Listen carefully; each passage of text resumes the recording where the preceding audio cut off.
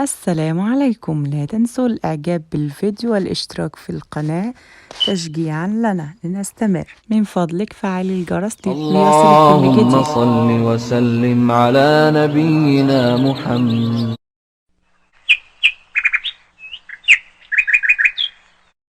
السلام عليكم ورحمة الله وبركاته، والصلاة والسلام على سيدنا محمد. النهاردة جايبالكم حاجة مجربة من تجربات، وهي قديمة في الطب البديل، أو الطب يعني الأعشاب. هي قديمة قوي قوي، بس الناس بتستصعب طعمه أو مرارته. فانا النهارده هقدم لكم المشروب دوت. هو بيزيل الكحه، بيزيل البلغم.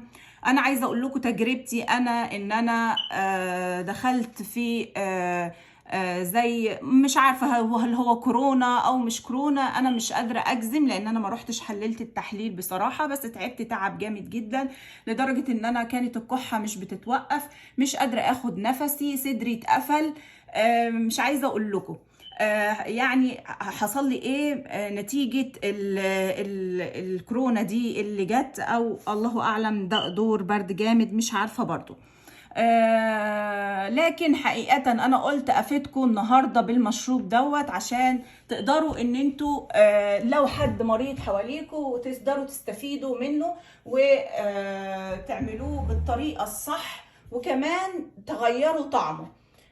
يلا بينا نشوف ايه هو المشروب دوت. هقول لكم على المكونات بتاعه المشروب بس. رجاء يعني مني انه انتوا اول ما تسمعوا اسم المشروب ما تقفلوش القناة، لان والله العظيم هي فايدة ليكم كبيرة جدا، وفعلا انقذ حياتي المشروب دوت. لكن اعرفوا الطريقة الصح عشان طعمه ما يبقاش وحش. هو اول حاجه لبان الذكر. انا عارفه ان انتوا هتقفلوا الدنيا لان مش اي حد يقدر ان هو يشربه، وانا واحده منكم. ان هو كان صعب جدا ان انا اشرب لبان الذكر، واول ما اتقال لي عليه من اختي الدكتوره نشوى، الله يجازيها خير ويرضى عليها، طبعا انا اتصدمت. اول كلمه قلتها لها: لا انا مش هشرب المشروب ده. قالت لي: لا الدكتور كان قايل لي عليه، واسمعي الكلام بس واعمليه. وابتديت ان انا اعمله بالطريقه اللي هي قالت عليها. اول حاجه للمشروب دوت هنحطه معلقه زي ما انتم شايفين كده، وهنبتدي نصب عليه الميه السخنه. حطي على قد ما تقدري تشربي، نص كوبايه، كوبايه زي ما انت عايزه، نص قللي اللبان الذكر. تمام. وهتبتدي تقلبيه كده اهو، وهتحطي معلقه من العسل. يا ريت العسل يبقى طازه وما تاخديش من البرطمان لانه بيفسد. بتاخدي بالشكل ده من البرطمان عشان ما يفسدش. تمام. معلقه عسل اهي. هتبتدي تقلبي العسل كويس قوي قبل المكون الاخير اللي انا هحطه. شربت منه والله العظيم يا جماعة، أنا شربت منه بالليل. يعني أنا شربت منه بالليل، وقفت الكحة في خلال نص ساعة. بعد النص ساعة أهي، وهبتدي أعصر الليمونة. ليه أنا حطيت العسل الأول؟ عشان العسل هو اللي بيدوب، يعني مش هيدوب في الليمون. يعني لو حطيتي هتحطي طبعا نص ليمونة. تمام. معلش عشان البذور بس ما تنزلش اهو. هنحط نص ليمونه زي ما انا عملت بالظبط، كاني بعمل ليا انا دلوقتي. عايزه اقول لكم انا ما عنديش حاجه، وهشرب الخليط ده بعد الحلقه، بعد ما اخلص تصوير، لانه فعلا. تمام. زي ما انتم شايفين كده هو سخن مولع. انا هجيب حاجه اغطيها 10 دقايق او 5 دقايق بالظبط، لمجرد ان الخليط ده يبرد شويه. تمام. والله يا جماعه، والله عايزين تزودوا معلقتين عسل مفيش مشكله، لو حابينه ان هو يبقى احلى. مش هتحسي بطعم المراره، هتحسي بطعم ليمون والعسل. الليمون والعسل. والله العظيم يا جماعه انا مش عايزه احلف كتير انا ما بحبش الحلفان. بس انا بحلف لكم بالله، لان فعلا الخليط دوت فادني وفاد صحتي وفاد صدري كتير قوي قوي قوي. اولا شربت منه بالليل، الصبح صبحت يعني نمت طبعا لان ما كنتش عارفه انام من كتر ما صدري مقفول، وانا اصلا عندي الحساسيه بتاعه الانف، فكانت نازله سد الصدر وكانت حالتي لا يرثى لها زي ما بيقولوا.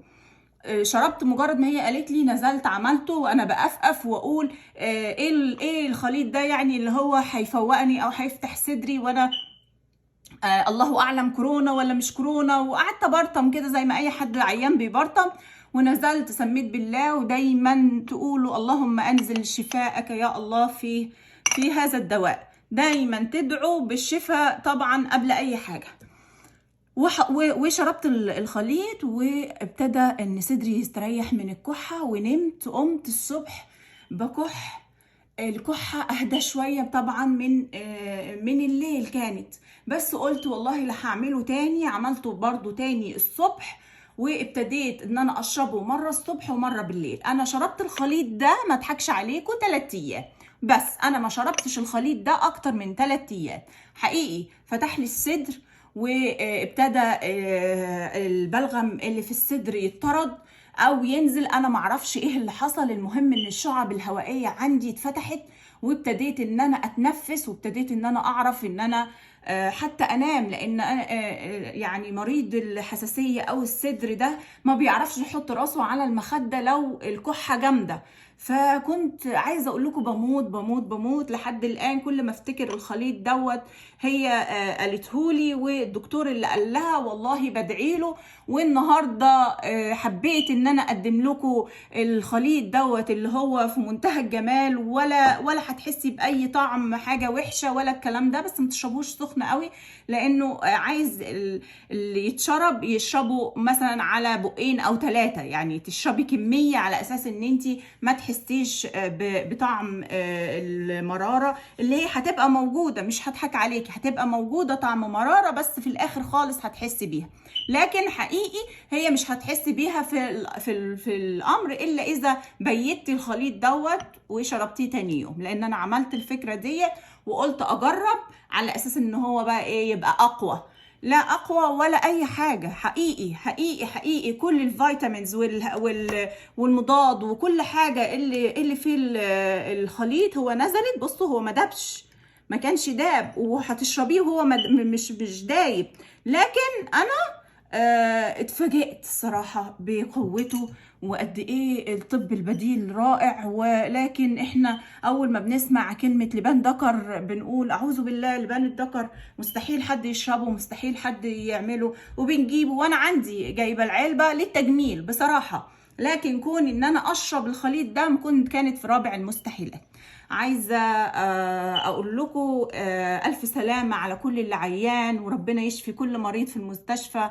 واتمنى لصاحبتي والباباها بالشفاء يا رب. يا رب اشفي كل مريض، وانت قادر على كل شيء يا رب بإذن الله. السلام عليكم ورحمة الله. كانت معاكم قناة سر جمالك وأكلاتك.